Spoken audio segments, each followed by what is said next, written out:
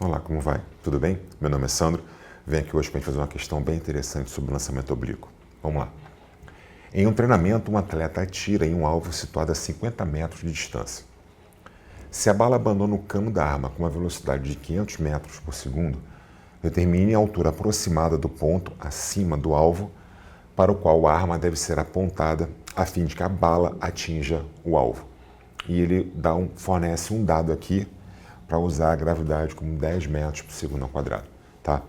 É uma questão que envolve o contexto de lançamento oblíquo. Eu vou lembrar aqui algumas modelagens rapidamente para a gente poder usar, mas tem um detalhe matemático muito legal na questão para a gente poder fazer. Tá? Então vamos lá para a gente lembrar um pouquinho do que vem a ser esse lançamento oblíquo e que eu vou usar nessa questão. Vamos lá. Bem, então olha aqui, eu coloquei aqui um lançamento oblíquo, tá? Um chute que você pode dar numa bola num campo, enfim, um tiro de canhão, tem vários exemplos disso aqui, tá? Com as suas componentes da velocidade V0y e V0x, que esse aqui seria o V de lançamento, com um ângulo θ, tá? Coloquei o eixo cartesiano aqui para orientar a nossa análise e a gravidade vertical de cima para baixo, tá? A gente sabe que essa componente aqui é V0 seno, que essa componente V0x tem módulo V0 cosseno, tá? Pelo referencial que eu coloquei, a gravidade vai ser negativa, o V0 inicial vai ser positivo, quer dizer, a princípio eu tenho um movimento, né, progressivo, na vertical, progressivo retardado, depois ele fica retrógrado acelerado, tudo a gente sabe, e aqui o movimento é um MRU aqui, com velocidade constante, tá? E progressivo, tá? Mas vamos lá. Na vertical eu posso usar essa equação aqui, onde seria um ΔS na espaço-tempo do move, eu botei ΔH porque é uma altura, ok? Aí eu montei essa equação aqui, essa modelagem respeitando que o G vai ser negativo pelo referencial por mim adotado, tá? Para o tempo total, quer dizer, ele faz isso aqui, tá? Eu tenho que o ΔH é igual a zero, porque ele sai desse ponto mais baixo, de onde ele partiu, e volta ao mesmo nível que ele estava antes, tudo bem? O tanto que ele subiu, ele desceu, ΔH vale zero, tá? Então botei aqui no lugar ΔH, botei zero, botei aqui o tempo total, tá? Fatorei isso aqui, está igual a zero, então ou T, tempo total é igual a zero, ou o tempo total seria fazer isso aqui igual a zero, dar essa expressão aqui, que tem todo sentido. Tempo total ser zero, quer dizer, no instante T igual a zero, ele está nessa posição 1 aqui, tá? Depois, nesse próximo tempo, ele vai estar na posição 2, no mesmo nível, tá ok? O que me interessa agora é isso aqui, para saber quanto é que ele anda na direção de x, na direção do eixo x, na direção horizontal, tá? Então vamos lá. Na horizontal, como ele é um movimento retilíneo uniforme, eu tenho que esse alcance aqui vai ser essa velocidade aqui vezes o tempo total, ok? Foi o que eu fiz ali. O V0x vai ser o V0 cosseno, vezes o tempo total, que é esse aqui. 2V0 vezes seno de θ sobre G, tá? Articulei algebricamente V0 mais vezes V0 dá V0 ao quadrado, isolei o G aqui. Isso aqui, ó, 2 cosseno θ. Seno θ é seno de 2θ. A trigonometria fala isso pra gente. Então eu posso falar que o meu alcance vai ser V0 ao quadrado, seno de 2θ sobre G. Essa modelagem eu vou usar na questão. Até aqui, tá legal? Bem, então aqui eu fiz o esquema que esse atleta que está treinando vai ter que levantar um pouquinho o seu rifle para poder, em função da ação da gravidade, na verdade, ele ter que conseguir alcançar o alvo que está aqui, tá?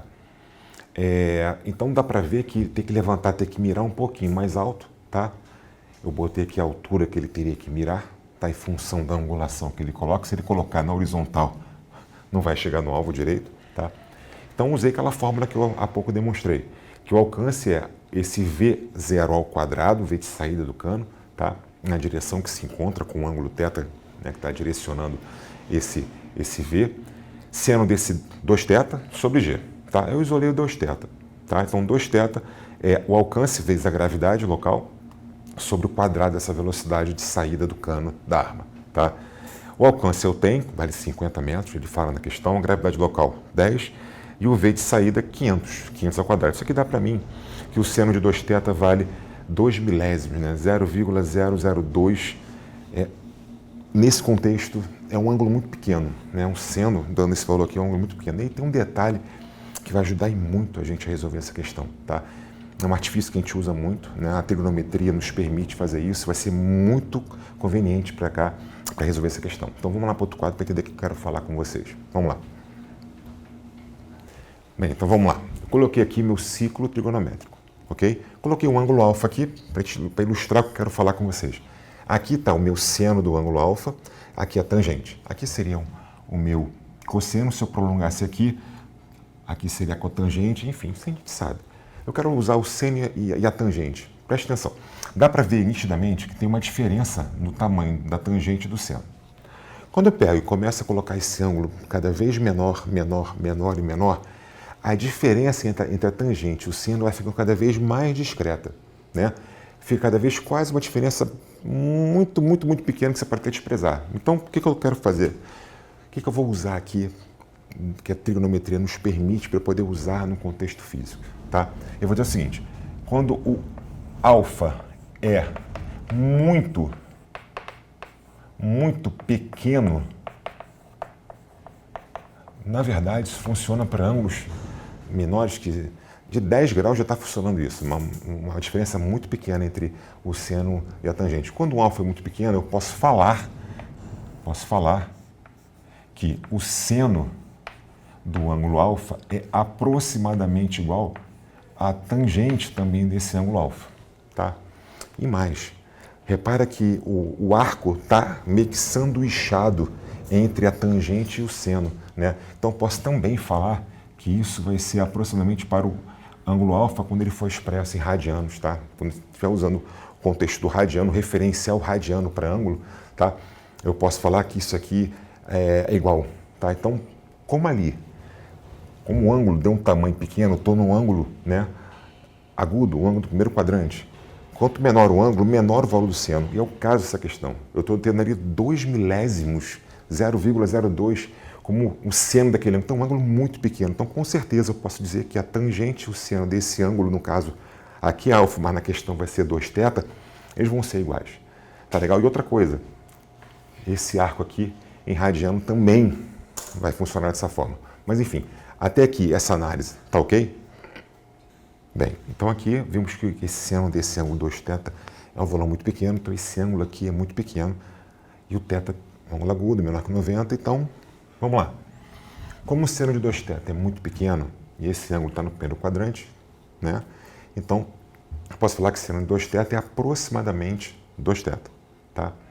2θ está dando 0,2, θ está dando 0,001, isso aqui em radianos, referência radianos, tá? Bom, da mesma forma, como eu falei no quadro anterior, o seno de 2θ é igual a 2θ, que é igual a tangente, né, de 2θ. No caso aqui eu já achei o θ, então tangente de θ, menor ainda, né? Então fica mais justificado ainda, né? Então tangente de θ vai ser aproximadamente o valor do θ, então tangente de θ vai ser 0,001, tá? Nesse triângulo formado aqui, quando o cara tem que pegar o rifle e apontar um pouco para cima, eu formo um triângulo retângulo aqui. Eu repliquei aqui a direção que está aquela velocidade inicial de lançamento, vou ver que a bala sai do cano da arma, né? Ele está um pouquinho mais para cima, tá? Esse aqui é o alcance. Então faz um triângulo retângulo aqui. A tangente descendo, por isso que eu busquei a tangente do ângulo vai ser essa altura acima do alvo que eu tenho que mirar, né? Sobre o alcance. Então tangente do TH sobre A. A tangente, eu sei quanto é que vale. Então, a altura acima por 50, que é o alcance, vai dar para mim que a altura é 0,05 do metro, ou na verdade 5 centímetros, um pouquinho para cima, você consegue acertar o alvo certo, na forma certa, correta, né, para compensar um pouquinho essa gravidade. Tá ok? É uma questão bem interessante, que tem que usar uns argumentos matemáticos bem interessantes também. Esses argumentos podem ser usados também não só na parte da mecânica, mas também na parte de ótica. Vamos fazer questões sobre isso também bem interessantes. Enfim, tá? Hoje a gente fica por aqui. Um abraço, tudo de bom.